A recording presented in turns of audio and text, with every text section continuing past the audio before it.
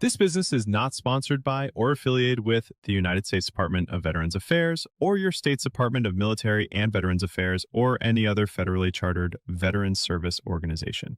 Other organizations, including but not limited to your state's Department of Military and Veterans Affairs, a local veteran service organization, and other federally chartered veteran service organizations provide this service free of charge. You may qualify for other veterans benefit services outside the scope of what this business offers. All disability claims for increased ratings are processed by the United States Department of Veterans Affairs. This business cannot expedite the processing of your claim by the United States Department of Veterans Affairs.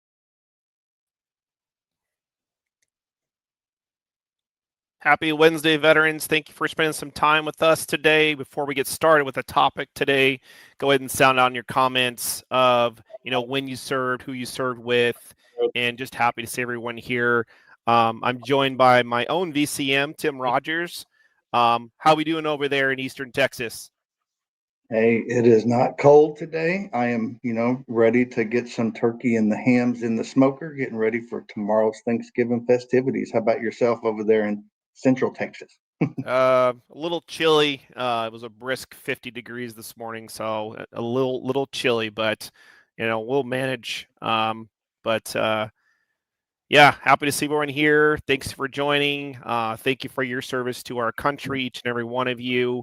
We'll get things kicked off and started. We're going to talk about what's the 0% and denied claims today is our topic, and then the differentiations between the two, so you understand a little bit better and have some more understanding and some education on that topic. So when you're going through your own decision letters and going through this process on your own, or maybe with a coach if you already signed up. And of course, if you're not signed up, you can always get signed up with one of us or get one of those discovery calls and get you on board. But we're going to go ahead and get with the comments and see what's out there and see who's coming in.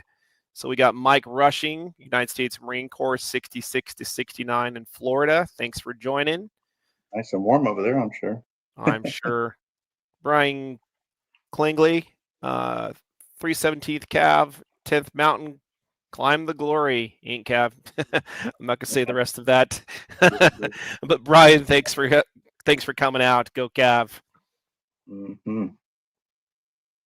I've got several Marines joining us today. It's awesome to see all the different branches coming in and getting some great information. Man, there's our Army. Yeah, we go. Besides Brian Manuel, always glad to see you, brother. Thanks for coming out. Myself, you don't know myself, but we'll talk about it here in a minute. Myself and Ian are both Army vets, so always happy about that. Absolutely. Some Air Force folks from James coming in, Air Force vet back in the 80s and 90s. Welcome. We got Wilford coming in from PR from Puerto Rico. Thanks for stopping in. Yeah, absolutely. Oh, look at that. I'm an MP as well, military police. Awesome. Sergio Vargas, good morning as well. 82nd Airborne, another Army. Mm-hmm. Spent some time with the 82nd Airborne. That was fun. Yeah, I could never get around the idea of jumping out of a perfect good airplane, unfortunately. Was always wanting to do it, but never brought through the opportunity. Yeah, Mary, thank you for your service, 75 to 77. I'm not sure if you mentioned that one too, Tim, but I spent about 5.5 years in Germany. Loved it there. Yeah, I did that my entire 30 years of military. We're military police, believe it or not. So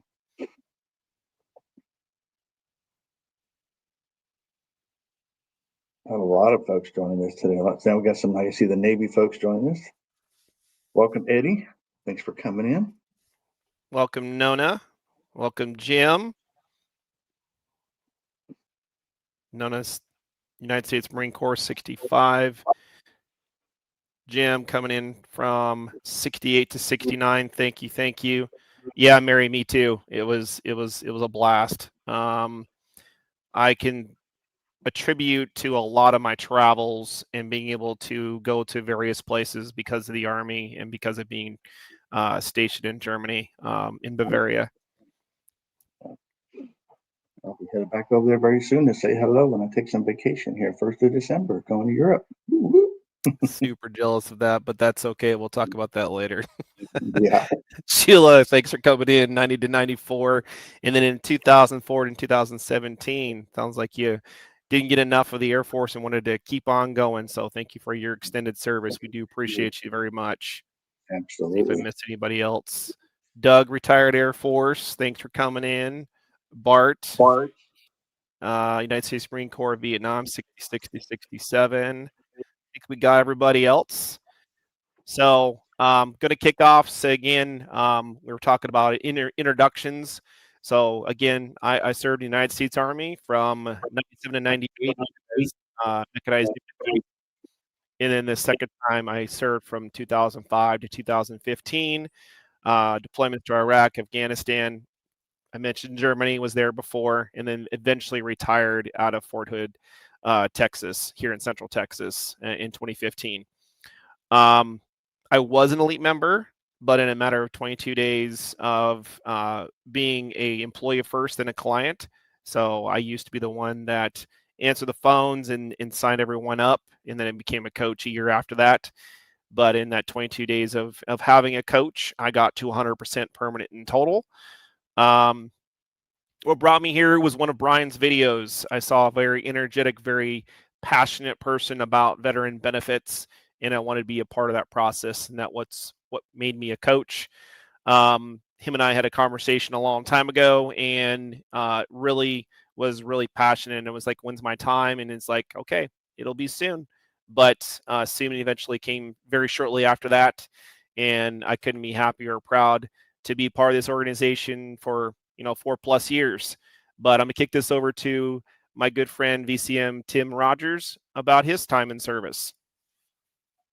Yeah, absolutely. So I'm also an Army vet. I'm an Army retiree. I joined the Army in 1989, right out of high school. And then between active duty and reserves, I served the next 32 years as a military policeman and did a multitude of jobs and really enjoyed my time retiring in 2021. So, but yeah, much like Coach Ian, after 2021, we're looking to file my VA claims and, stumbled across Brian Reese and watching Brian Reese's videos and became an actual client of VA Claims Insider myself. Worked with an amazing coach who was able to educate me on the VA claims process and filed those claims and won those claims. So then lo and behold, I had the opportunity to become a veteran coach. Took that opportunity to be able to coach and educate fellow veterans through this process. And then, of course, was able to go to the next level and become a manager, which was awesome. So, but yeah, this entire Elite VA Claims Insider program is just amazing. Cannot say enough about it, especially as being a former client and seeing how much success there was there. So, nope, I appreciate it, there, Coach Ian, and I'll turn it back over to you. So we're going to talk a little bit about, actually, Tim, could you go over the SEM method real quick, and then we'll get into the actual. Just dip right into that, right? So, yeah, so that's exactly, starting off with what's called the SIM method, which is, strategy, right? Always have to have an amazing strategy, no matter what you're doing in life, especially in the VA claims process, right? Having a great strategy and then being educated, right? Being able to be educated on how the VA rates a condition, what is involved in your condition, and then how the VA rates that condition. And then, of course, we always say medical evidence wins claims because that is so true. But that is the medical evidence piece, right? Having great medical evidence so that when you file your claim, you have a fully developed claim with all the proper medical evidence that needs to go in for that claim, right? So and that really comes down to that one-on-one coaching, right? So that one-on-one coaching starts off with that strategy session, right? So being able to go in and have a discussion to see where to target strategy, right? And then once a claim is filed, being able to go in and, or even prior to that, getting that proper education so that you know exactly everything there is to know about your condition you're claiming. And of course, also education on the the CNP, or the compensation and pension, exam that's going to come up, right? Having the education on how that exam is going to go, and then how, again, taking that education you have on your condition to carry that over. So, yeah. Absolutely. So we have live classes via MS Teams or Microsoft Teams. You also can find this on vaci1.com. We have multiple live classes throughout the week, to include but not limited to coffee with the coaches, new client group orientation, mental health exam education, medical exam education, and of course our Facebook Lives.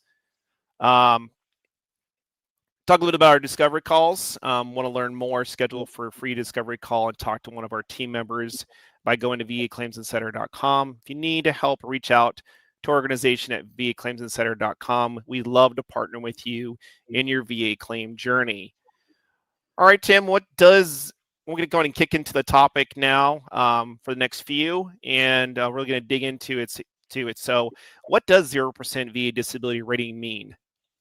Exactly. Always a good question, right? So, and that's what he's talking about. So, what does a VA, 0% VA disability rating mean? So, a 0% VA disability rating means that the VA has agreed with your disability, right, that you filed, that it is service connected, right? So, they saw that your condition was related to your military service or secondary to maybe something you're already service connected for, and that they determine that your condition, although it is service connected at a 0%, doesn't currently impair you to the level of be receiving something of what they consider a compensation, right? But it is service connected, right? In other words, your disability was caused or aggravated by your military service, like I said before, but it doesn't quite yet meet the VA's criteria for monthly compensation. Right. And so then moving on to, like, there's some important things, at least a couple important reasons for, understand the 0% rating. So as the VA has, granted your service, condition as service connected, what it does do, it makes it available so that as that condition potentially gets worse, veteran can now go in with medical evidence, as we talked about, and potentially request, right, or claim an increase if your condition worsens, right? Because over time, it's conditions can get worse, and as they do, that opens it up so you don't have to show that that's service connected now, because you've already done that. Now it's just showing that that your condition has gotten worse, and potentially move that from a 0% to maybe a 10% or 20 or 30%. And like you said, sometimes people say, a condition might get worse over, due to somebody's age, but really it's based off of each condition. So, and how your condition is affecting, you could, so age is not a primary factor for that, but definitely how your condition has gotten worse over time, especially since you were service connected for it. So, and then of course there's some big benefits available with a 0% rating, right? So if you were 0% service connected for a specific condition, then that makes it available to veterans to be able to receive healthcare treatment for those conditions. Maybe somebody had received a hearing loss and they're looking to go get hearing aids. They can now go in and receive treatment for that condition because the VA said it was service connected. And then there's other benefits that could potentially come along with that, right? So, but the important part is, right, and just want to reemphasize that at a 0% rating, this is the level which you're not eligible to receive monthly compensation, right? So at that point, it hasn't reached that level of a compensation. But there are, in some cases, if a veteran potentially, let's say, has 2 or 3, maybe even 4 0% service connected conditions, if those impact the work or quality of the veteran, there is an opportunity or a chance that the VA could come in and sometimes award a 10% rating for multiple 0% ratings if it impacts, again, that workability and their quality of life. So, yeah. All right, and how do VA ratings work, and why was it rated at 0%? So once the VA has determined that the disability is service connected, it will be rated at a specific percentage based on your symptoms, presence, and severity. Ratings typically increase in 10-point steps, but the rating criteria for each disabilities are different. A 0% VA disability rating is usually given when your condition that might eventually worsen or improve, but currently isn't severe enough to be rated as compensable level. So basically, what VCM Tim was talking about earlier too is if it improves or if it gets worse, that percentage can change. So if it does worsen and you believe you've got a worse condition, say it's a knee condition, it's a 0% because your research connected as 0% for that knee condition. You potentially, if you had enough medical evidence, we talked about that earlier, enough medical evidence to prove and some continuity of care and some chronicity to show and prove that that percentage of that 0 has gotten a lot worse.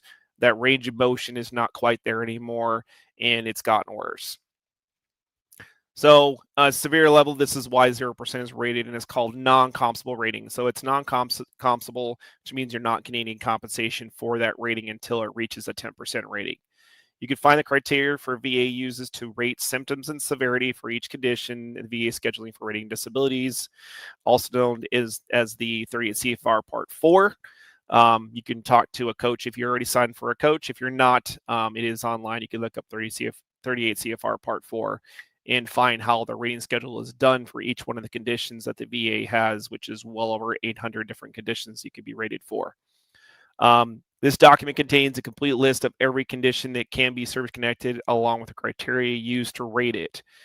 So there's certain criteria that you need to be able to meet in order to meet that compensable rating. Okay, so let's look at different things like hypertension. Hypertension, if you're not meeting a certain criteria, maybe you're taking medication and maybe it's not getting any better, then you may be available and be able to approve for that 10% rating that goes above for that particular rating. So Tim, what benefits can you get with a 0% rating?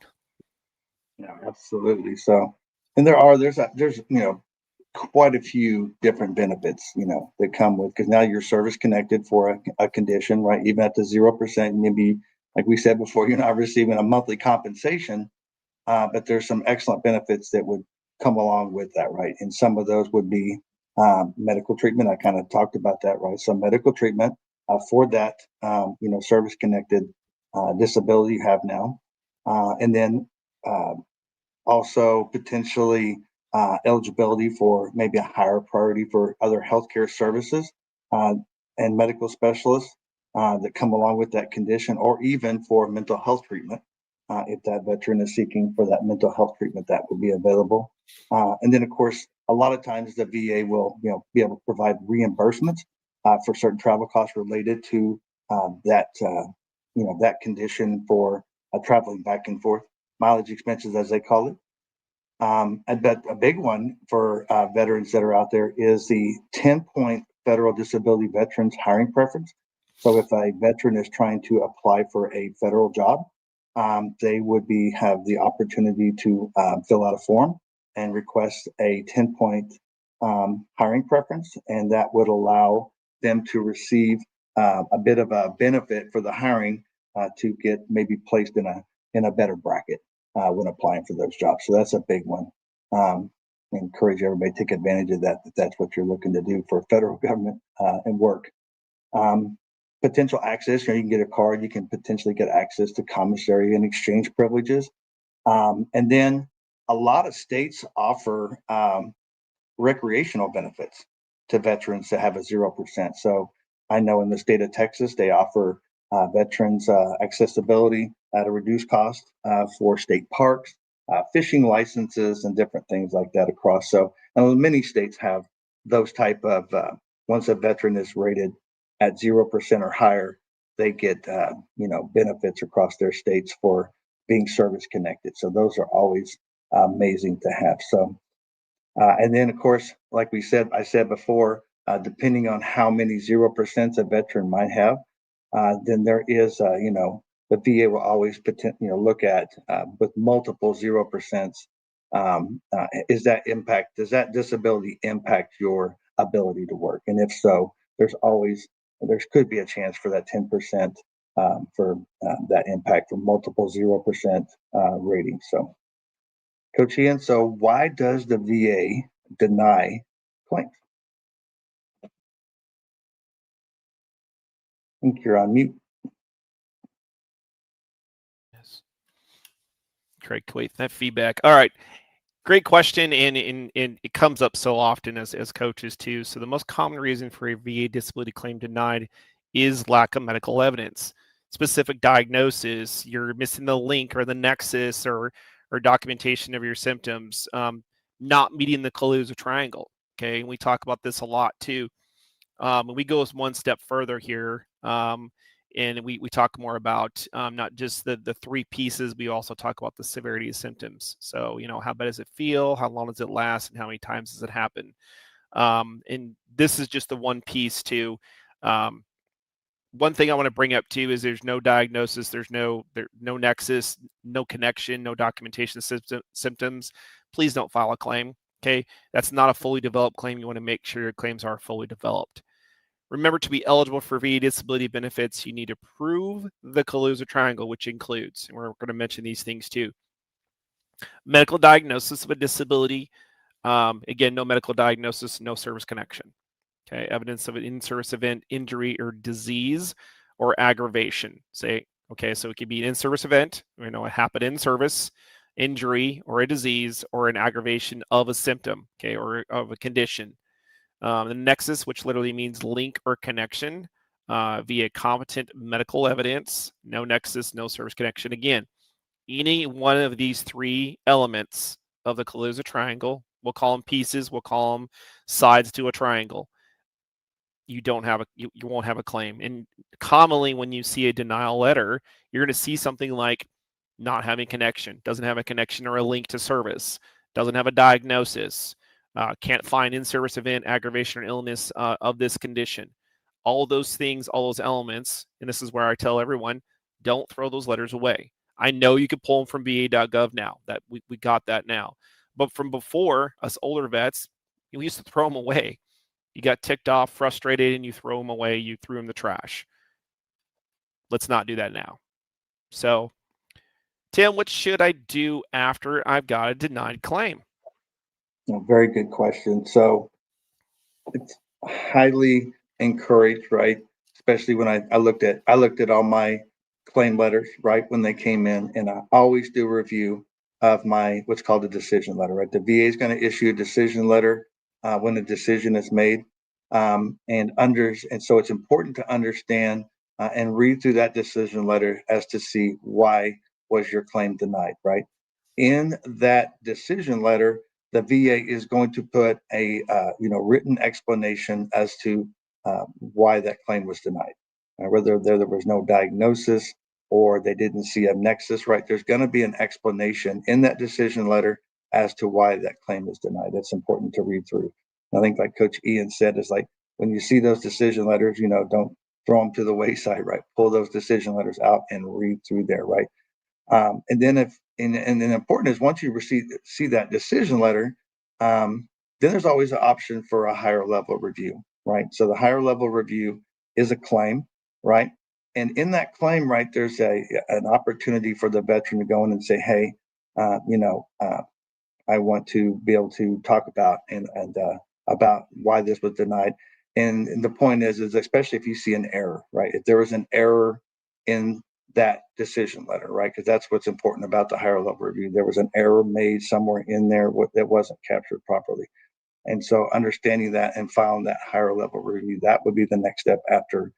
And then there's, of course, a little bit of a tip for that is that, and I'm telling you as a veteran myself, and going through the HRLF process, and that is the what's called an informal conference, right? So the informal conference during that higher level review gives the veteran the option to speak to a decision officer during that higher level review and be able to talk about the potential error that the veteran saw in that claim, right? To explain what might have happened and where that error came from, at least bring that error up, right? So and that's a senior level, you know, adjudicator there at the VA. So that person has the ability to be able to hear that in person. And to me, that is so much more important. Is that's another opportunity for a veteran to speak to someone at the VA and get your input put in. So that is very, very important, right? So, but yeah, so and you know that, and from that point, especially having that, so that's the higher level review gives that veteran at least the opportunity to have that decision relooked at. Maybe they should go back to a CMP exam, or even make a determination and change that denial, right? So that's what's important about that. But you always look at potentially, is there a higher level review option after a denied claim, right? And reviewing that decision letter is key. So, so what if my VA higher level review gets denied? What's the next step there, Coach Ian? So if your HLR is denied, the next step is to file a supplemental claim. The key difference between the HLR and supplemental is you can submit new and relevant evidence. Let's keywords on that: new and relevant. Okay. So a statement support claim, a 21-4138, it fortunately is not considered new and relevant evidence.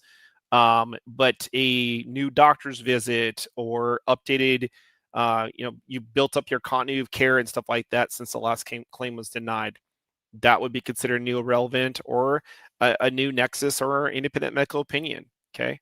So that evidence is going to be key parts. That medical evidence is what's going to be the key part to that new and relevant evidence. This can help address gaps in your service treatment records or provide new medical evidence to support your claim. Again, it needs to be new evidence. If denied to claim evidence or the lack of evidence of the disability, submit new medical records. Okay, with current diagnosis. If denied for lack of service connection, obtain a new nexus letter and include with a supplemental claim. If your rating is lower than expected, submit new medical evidence that has clear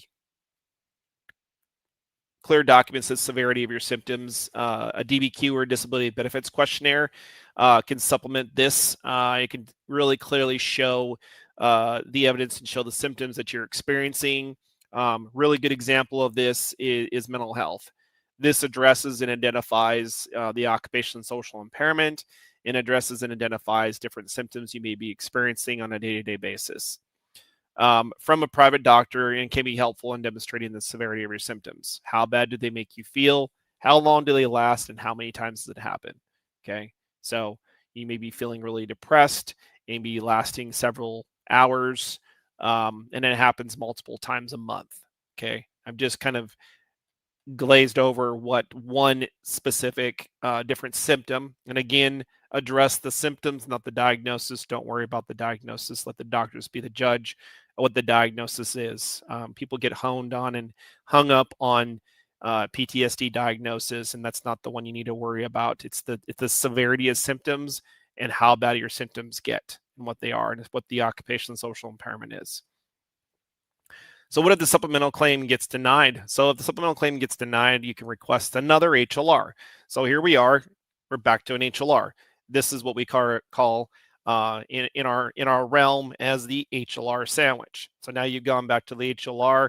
Now you're looking at the matter and facts and law again on that denied claim. So more senior adjudicator, also known as a senior review specialist, will review the supplemental claim denied for the errors. So they're looking for something that was an error, whether it was something that the independent medical opinion wasn't done correctly, or there was just something that they missed, or they moved over and didn't see certain evidence. Maybe it wasn't submitted correctly, or however you want to look at it. But they're looking for errors to see if there can be a duty to assist. If this is also denied, you have the option to pursue the Board of Appeal. In our realm, we don't pursue that option. This is the last case scenario. This is the last resort for you as the veteran to go to that Board of Appeal, the Board of Veteran Appeals. For faster results, consider it a records only Board Appeal, which is assigned to a judge and generally results in quicker decisions. Again, here with our company, we don't deal with the Board of Appeals, but that's the worst case scenario. That's the route you need to go down. then this is, that's where that process would be. So with that, we're going to get into our question and answers. Got through that a little bit quicker than expected, but definitely going to grab some questions, and maybe we can get through more than usual, which is perfectly fine. But thanks for bearing with us. Hope you guys took some good notes, because that's very important. And of course, join any of the Facebook Lives in the future, because we do weekly multiple classes, and we definitely address different topics and different subjects each time.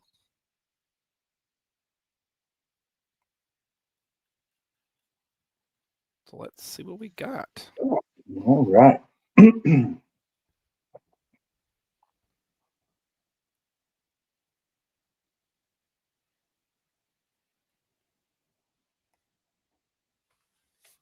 So Vonda said, do you all work with the VA Benefits Office assessing veteran claims?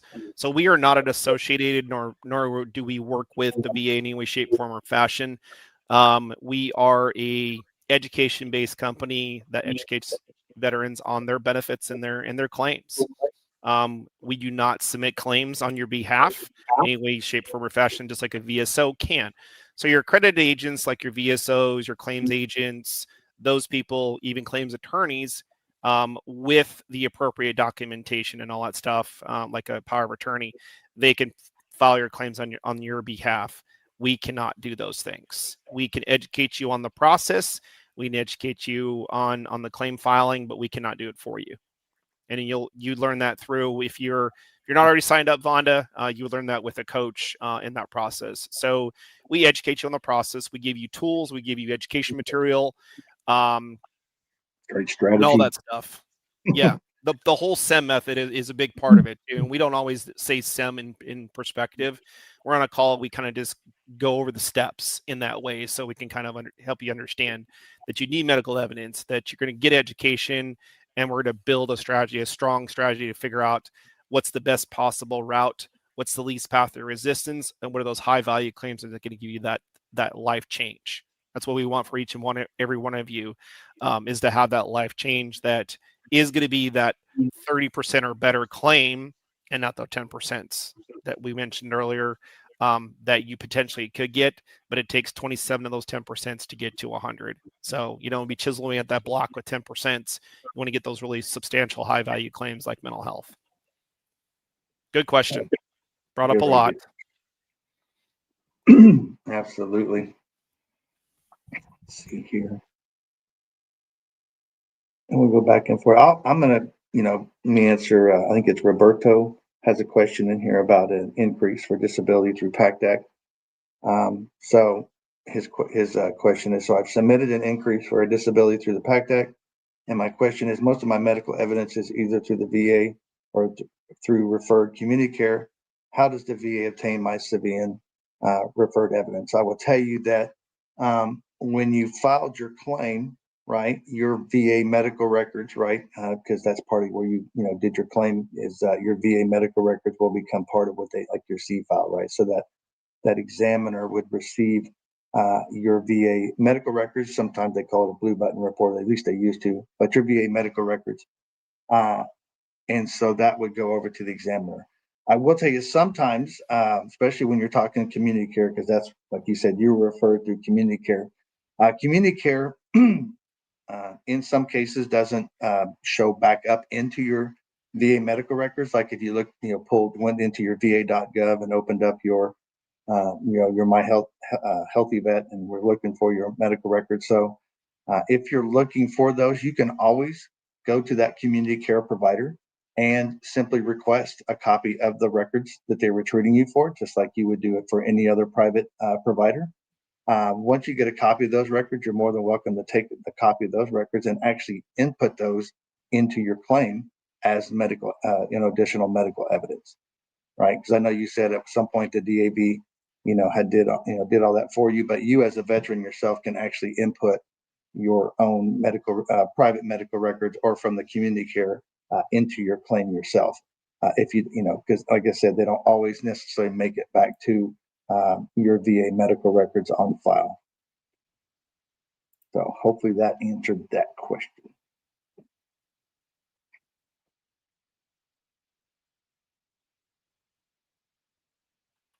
Looking through a few more of these. Here's a common one. Well, not terribly common, but it does come up. VA gave me hearing aids. Does this indicate the VA recognized my hearing loss is military connected? No, Thomas, it doesn't recognize that it's connected. It recognizes that it's diagnosed. Okay, so we talked about the close triangle. You're meeting one of the pieces of the criteria. Could you meet all three? Sure. But without filing the claim with that medical evidence and showing that this condition was caused by such condition, whatever it was, and it can be related to your tinnitus. If you have tinnitus, it can be related to a lot of different things that can cause those things too. So if you're not already signed to a coach, education is going to be the key parts to this. Check out our blogs on hearing loss and tinnitus too. It talks about that acoustic trauma that can cause it and can be related to, but not always causing of that, and vice versa too. So really understanding the symptom, understanding how it's rated and how that all works out. But the key part is that it's not military connected, even if the VA gives you the device or that prosthetic or whatever it is. So that's like saying VA diagnosed me with sleep apnea and they gave me the CPAP. Should I be service connected? Well, we should, but that's not how the closer triangle and how the connection works. They're providing you the device, they're providing you the care. They are not giving you the connection directly just because they gave you the device. Hope that answers your question. All right, good stuff. A good question. A question here from Sam Benson. And I'll try to dissect this a little bit for you, Sam. But it says in the HLR process. I'm not sure if that means you are in the HLR process, but and you're talking about an informal conference do's and don'ts, right? So during that higher level review process, it's your opportunity, right? So the do's are advocate for yourself, right? You're going to advocate. You read that decision letter. Obviously, you filed a higher level review, so there was either some error in there. Either that was you were the evaluation, maybe you are 0%, and you filed a higher level review because there was a question as to was the evaluation was that accurate, right? Was there an error in there? And so the dues are to be able to advocate for yourself, and then what you're trying to get a point, right? That's your point to talk to that examiner. Maybe there was medical evidence that you saw that was in there that potentially in an error maybe wasn't considered or seen, right? So the dues are, I would say, there's more do's than don'ts, right? The do's are make sure you answer that phone call when they call. Sometimes those when the higher level review comes in, the phone number is not clearly shows that it's a government phone number. So I would say the do's are answer all those calls while you're waiting for your higher level review process. The do's are is to make sure that you advocate for yourself when you're talking to that senior level VA representative about your claim, and to make sure that you get your points across of the potential errors that you saw during that higher level review that you're out there. So it's really, I don't think there's any don'ts. It's all do's, right? Do is advocate, explain what you're trying to get across, and making sure they get to hear you. So that's the main thing. So. Yeah, absolutely. No, great question. Glad you're advocating for someone else as the veteran, whether it's your father or your husband. But the key part is getting him signed up. Make sure he's signing up for the program, getting signed up with one of us.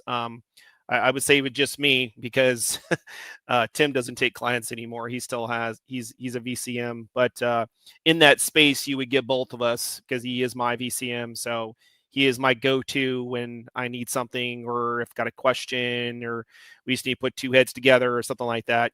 And that's the big part of this organization too, is you're not just getting one coach, you're getting a family of coaches. Because if I don't know the answer, and say Tim doesn't know the answer, if we collectively don't know the answer, we can reach out to Daryl. We can reach out to any of the other VCMs or the coaches out there too that have been here for a while to get that answer for you. So I'm going to say, you know what? I don't know the answer right now, but let me get some information from some other coaches, and I'm going to get back to you before COB.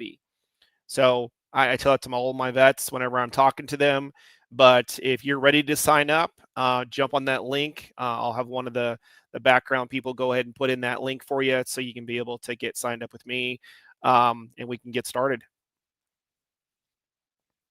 I'm going to jump into one more here too, Tim, and it's a common one too, is how to obtain the C file, and am I able to obtain it electronically? So it's not typically obtained electronically. You do what's called a FOIA request, or Freedom of Information Act request. And the link will be in the chat here too. We have a blog about it directly that reflects which forms you have to fill out and all that stuff. But you're going to get it in a disk. I know that sounds funny and old. And you have to take that CD-ROM disk to like your library or your Office Depot or something like that to be able to move it over to an actual flash drive or something that you can use on today's media. Now, if you still have a CD-ROM drive, then that's where you would procure that. But the C file is your claims file. It's your service treatment records. It's your medical records that are all built into there too. And you do what you want as far as what you're requesting on that C file too, and in that space. So it's not obtained electronically. It's actually a physical copy of your C file on that disk. Good question. Brought up a lot. I think almost every vet I've talked to has asked for the C file. And here's a key part of it too. You don't have to have your C file in order to file a claim. I can tell you a vast majority of my vets that have filed claims have not had their C file. Some have, some haven't. What I can tell you is it will take some time. You have to be patient with it because there's a lot of records they have to go through. There's a lot of requests that go through the VA. So that's can be a very long process. So you got to kind of be patient with it. You can check your FOIA request on va.gov just like you can with any other claim, because you are basically filing a claim for a request for your C file.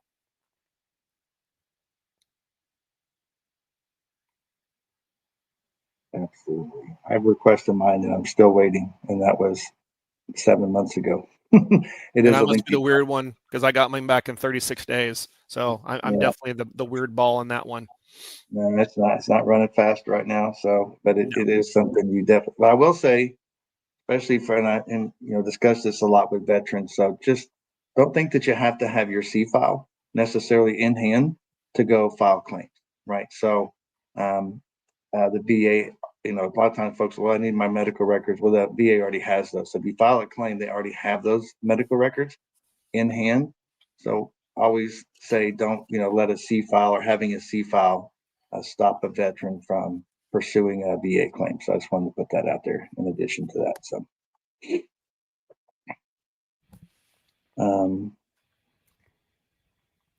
okay. So let me answer this one from, and I'm gonna mess it up. Is it Doug? Oh, okay, Doug Hunt. Okay, and this is about the Camp Lejeune and Agent Orange. So Doug, yes. So for Camp Lejeune, and of course, I don't want to go through the entire list here, but are there some? When you say, is there a claim? So, if a veteran was exposed to at Camp Lejeune during certain periods, right?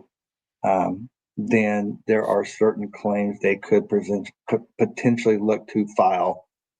Some of those might be Parkinson's disease, right? If the veteran is diagnosed with it and they were at that location, maybe some cancers that are out there, non-Hodgkin's lymphoma, right? So really the key is without having all that, information for specifically if it was you.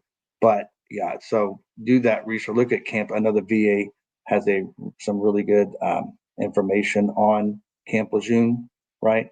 Information for those conditions that are out there. And then Agent Orange has a multitudes as well, right? And the big thing about Agent Orange is looking at the locations, right? So there are specific locations and timeframes that a veteran must have been present for, or in or around those specific locations. that would be, and then of course, like you said, once they can determine if a veteran was in a approved location for Agent Orange during that specific time frame, and then is diagnosed with a condition that's on that list, then a veteran potentially at that point can go in and file a claim for those conditions. So, but there are, I guess to answer the question, there are claims um, that are opened up for Camp Lejeune. It's just based off of did the vet meet the criteria for those timeframes in the location. So, all right, what else we got out there? Yeah, Brandon, I can't list them here, but I can tell you what they are again. And if you got a pen and paper, you can write them down. So can you list the three pieces here, please? So the three pieces you're looking for again for the Calusa Triangle is, I might go slow, in-service event, aggravation, or illness that caused the condition. The second piece is a current diagnosis within the last 6 and 12 months by a licensed medical professional.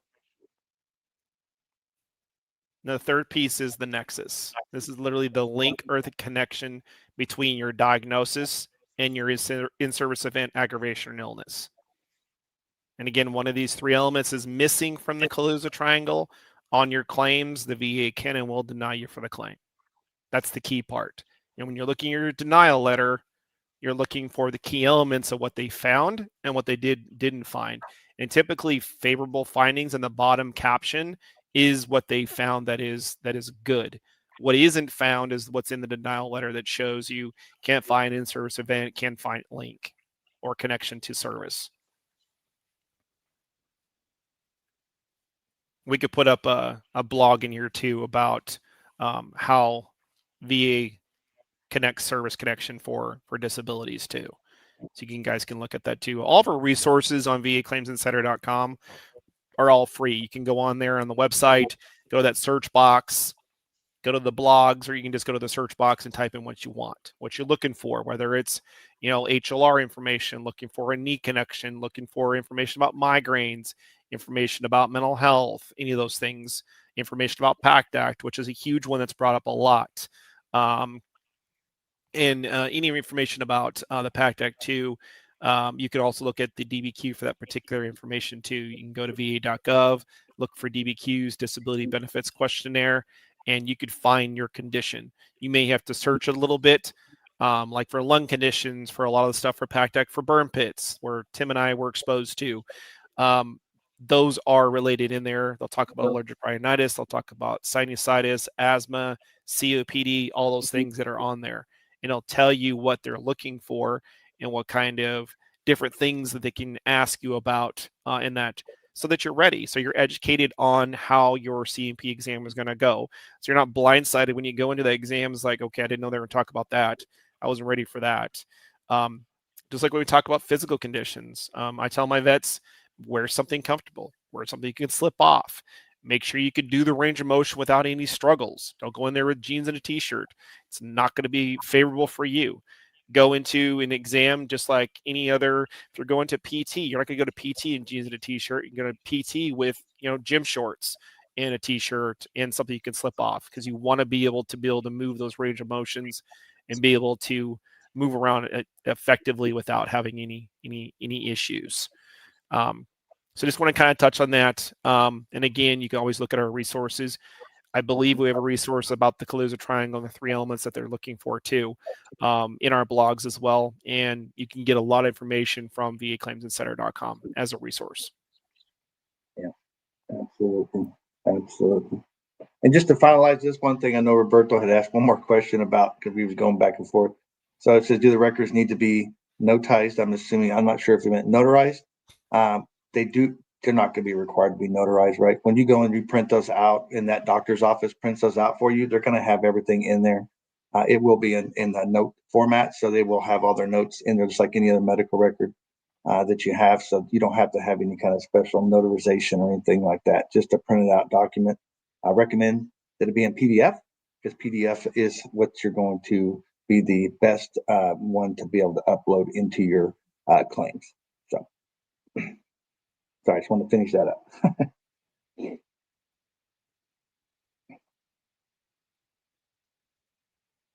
So I know Sergio had asked this question. I think, I don't know if we addressed it before, and they're asking is if a PFT test common for a chronic sinusitis under the PAC C&P exam. So I'm not sure if it's common or not. If your examiner, right, anytime you potentially go into an exam, the examiner in the VA could have ordered tests, right? Some folks are going in for musculoskeletal and they never had an MRI or an X-ray. They very well could ask for an X-ray or an MRI, right?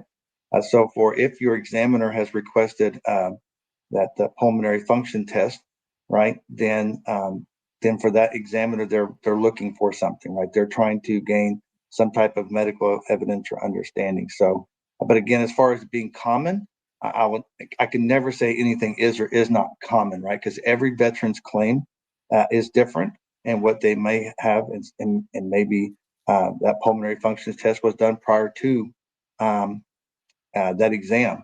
In some of those cases, they would use that test. So, as far as that goes, if they have ordered that test for you to do at the exam, just be ready to show up and take that test at the exam. Right, you're trying to advocate for yourself, and so whatever they're requesting, you're definitely going to want to perform those tests, right, to make sure that your claim gets the full look that it needs, so that you get that win, right? So.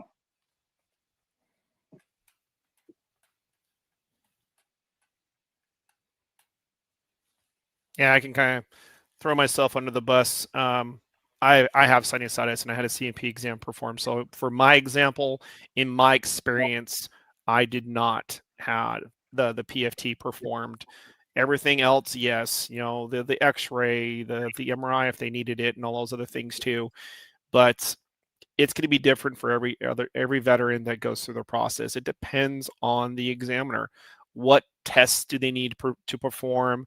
What is the process and all that stuff too. So, Tim's right. It's going to depend on the actual examiner themselves, and what they want to be able to make the best assessment for you to get the best results.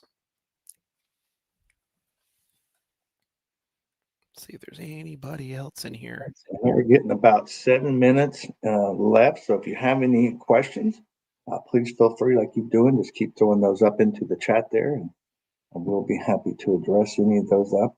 If not here in a few minutes, we'll get ready to wrap up. So see if there's any more out there.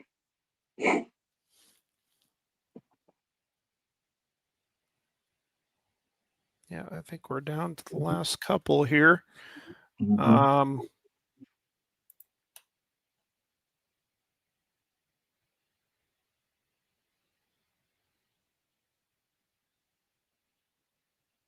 Again, Doug, I don't know for sure. It's all going to depend.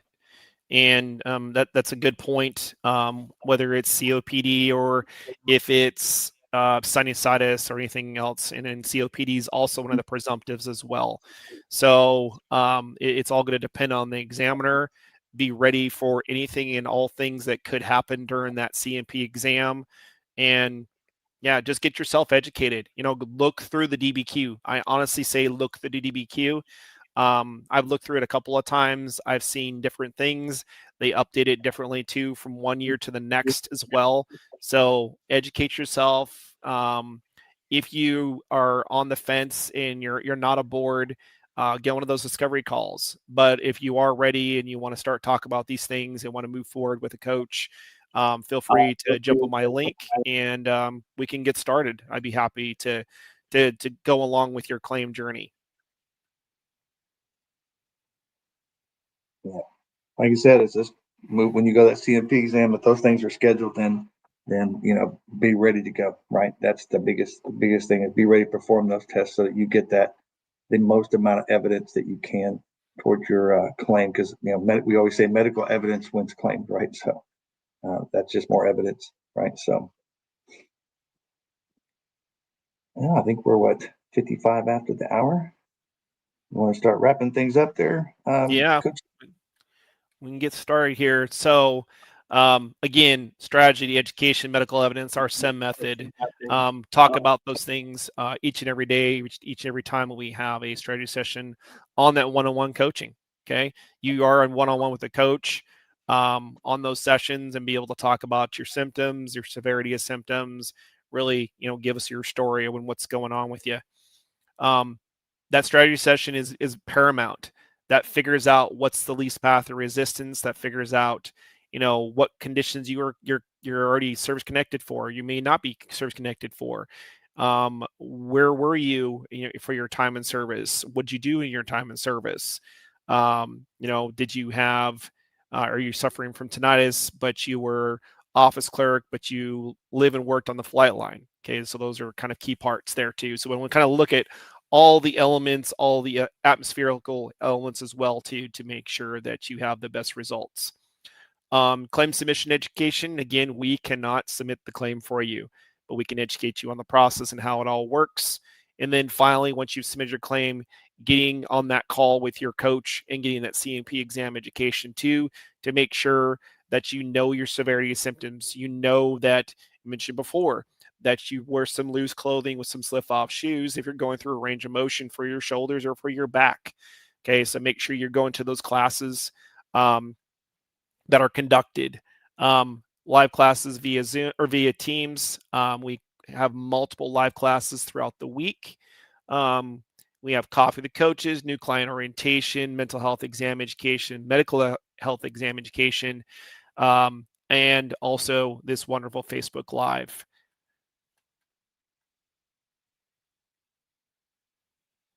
No, absolutely.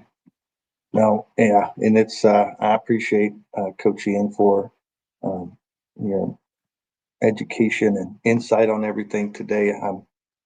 Again, for all the veterans out there, because I know today is the day before Thanksgiving, so I just want to say, hope everyone out there has an amazing Thanksgiving tomorrow, and enjoy hopefully whatever traditional meal you all do with your family or friends or fellow veterans that you might be hanging out with out there. So I know I will be doing both. I will be hanging out with family and fellow veterans tomorrow of my own. So really looking forward to that, and being able to spend time with others. Being that Thanksgiving is just one of my favorite holidays out there. So anyway, I wish everyone a great Thanksgiving, and thank you all for serving and everything you do after service. Absolutely. Check out Brian's new book, VA Claims Secrets. It's now available, and you can order yours today on Amazon. And of course, you want to learn more, schedule that free discovery call and talk to one of our team members by going to vaclaimsinsider.com. So if you need help, reach out to the organization at vaclaimsinsider.com. We'd love to partner with you on your VA claim journey.